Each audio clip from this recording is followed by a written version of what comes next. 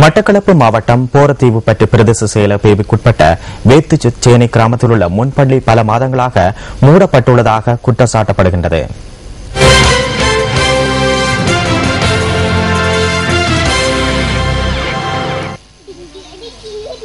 மட்டக்களப்பு மாவட்டம் போரதீவு பற்று பிரதேச செயலக பிரிவிற்குட்பட்ட வேத்துச்சேனை கிராமமே இது.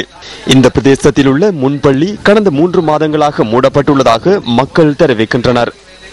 பல வருடங்களுக்கு முன்னர் ஏற்பட்ட வெள்ள அனர்த்தத்தினால் இந்த முன்பள்ளி சேதமடைந்தது.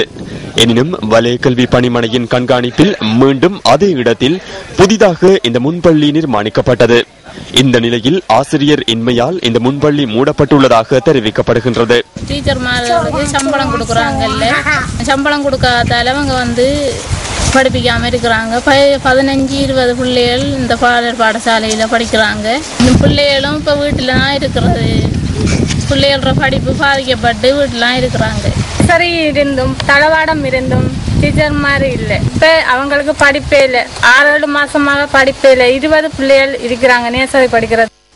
வேத்துச்சேனை முன்பள்ளியை மீண்டும் இயங்க வைப்பதற்கு நடவடிக்கை எடுக்குமாறு பிரதேச மக்கள் கோரிக்கை விடுக்கின்றனர்.